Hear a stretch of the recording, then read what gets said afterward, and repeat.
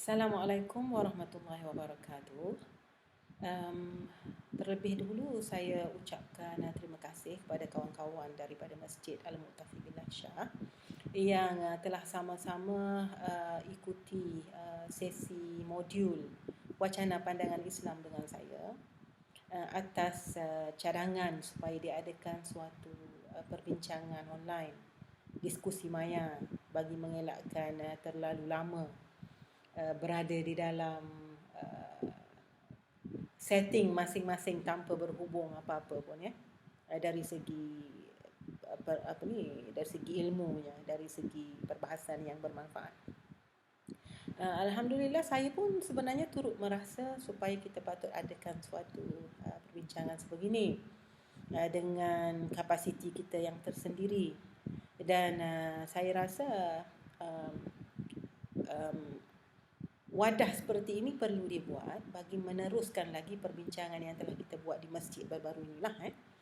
Jadi sesi ini bukan sesi untuk menggantikan modul 4 dan seterusnya yang belum kita sempat buat lagi tu. Yang tu berada di bawah penyeliaan masjid, Masjid Ladang.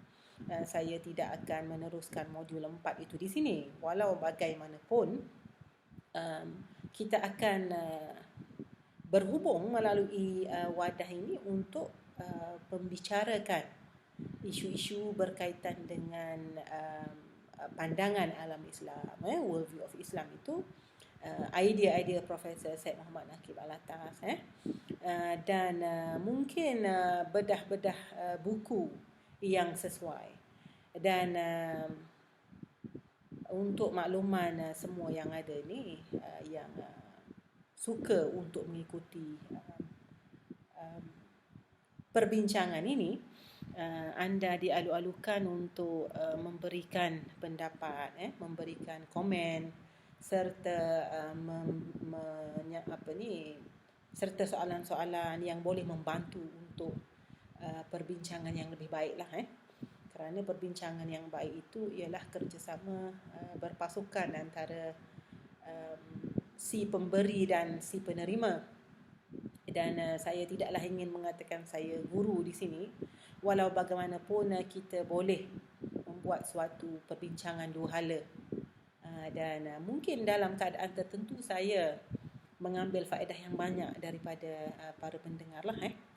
Dan untuk makluman anda yang mengikuti siri ini ataupun wadah ini, setakat ini saya hanya buka video ini ataupun perbincangan ini kepada dua grup Facebook saya, iaitu Facebook Ahmad dan Safiah, dan kemudian Facebook kumpulan Facebook masjid, Masjid Al-Mu'tafi Billah Shah. Dan saya merasakan lebih baik untuk kita mulakan sedikit daripada tiada langsung, dan saya sangat percaya kepada kualiti melebihi kuantiti. Saya ada option lain untuk live streaming Facebook terus kepada audience saya di Facebook saya. Walau bagaimanapun saya agak bimbang sekiranya ia tidak memenuhi keperluan kebanyakan daripada kawan-kawan di Facebook lah.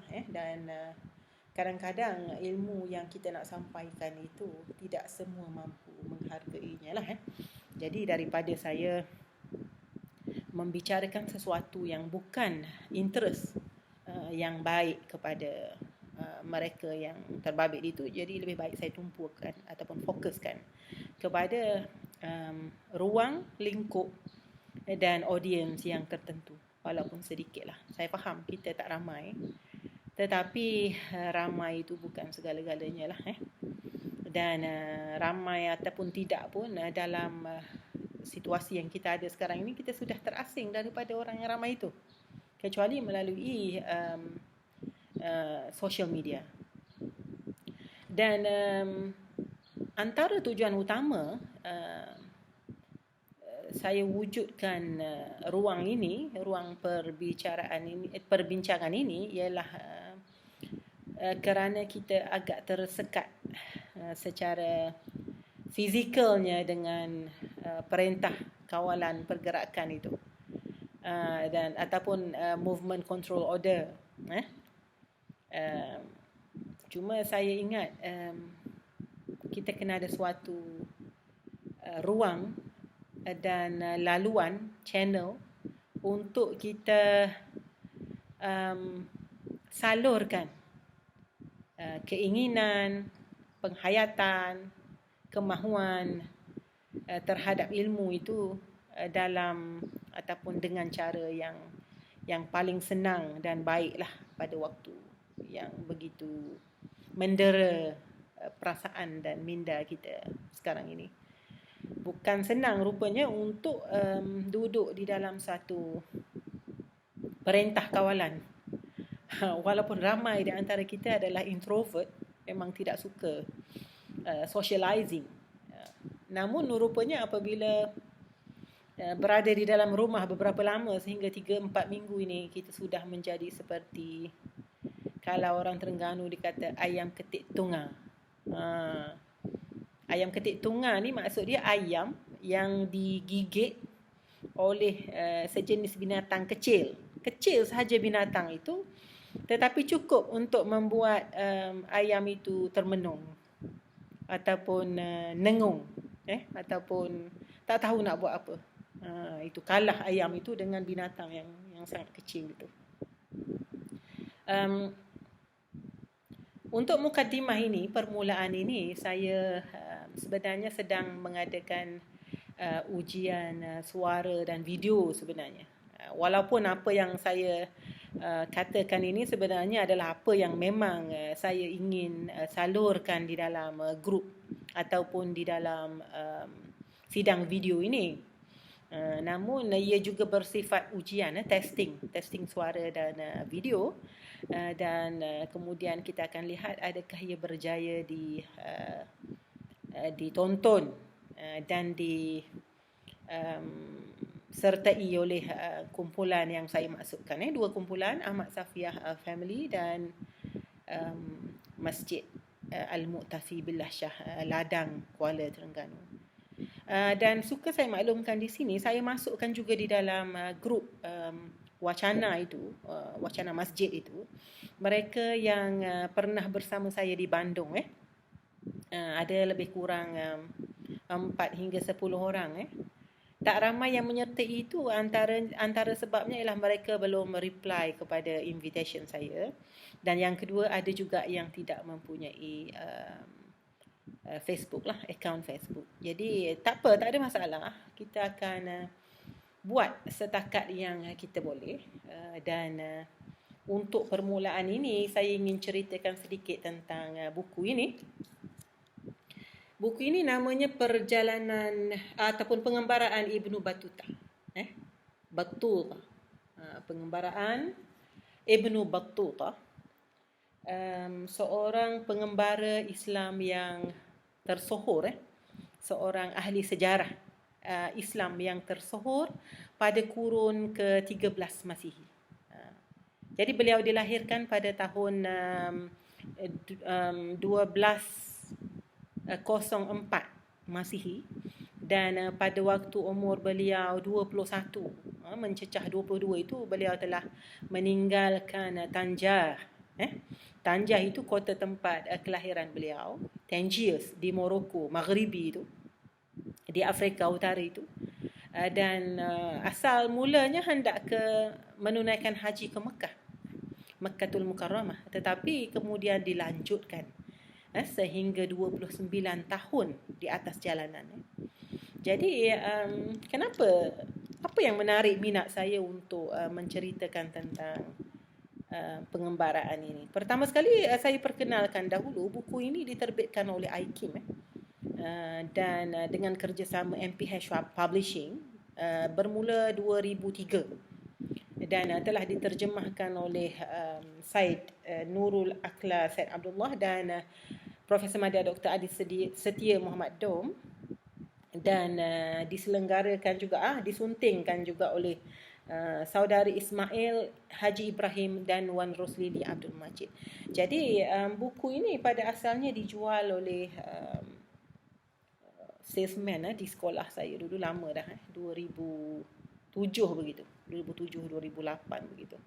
Dan telah lama saya beli dan saya simpan tanpa ada suatu penjelasan yang setimpal dengan nilaian buku ini. Walau bagaimanapun, itulah kata Rasulullah SAW itu, wabak itu adalah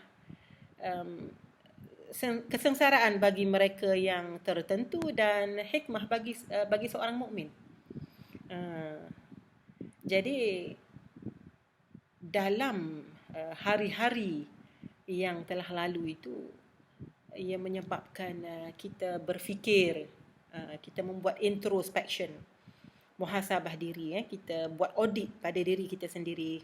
Kita berfikir, kita memutuskan hubungan fizikal ataupun sosial dengan manusia-manusia lain, dan kemudian kita berhubung dengan manusia yang bersifat ilmuwan, yang telah meninggal dan yang masih ada, dalam bentuk ilmu yang disampaikan. Jadi ilmu-ilmu ini disampaikan dalam buku-buku dan aliran-aliran sungai yang mengalir, yang memberikan kita rasa sejuk, hening, segar dalam waktu kita kesedihan dan tertekan ini. Allahumma inni a'udzubika minal hammi wal hazan. Ya Allah, ya Tuhanku, lindungilah aku berlindung denganmu ya Allah daripada alham. Alham itu kegusaran, gelisah, distress, anxiety, dan al-hazan. Al-hazan itu kesedihan. Dan rupa-rupanya banyak perkara lain dalam hidup kita ini boleh kita fikirkan selain daripada kematian. Kerana kematian itu pasti. Kiamat itu pasti. Walaupun waktunya belum sampai, waktunya akan sampai. Tetapi rupa-rupanya ilmu telah membelai jiwa dan minda kita, mengajak kita pergi kepada suatu tempat yang begitu menyenangkan,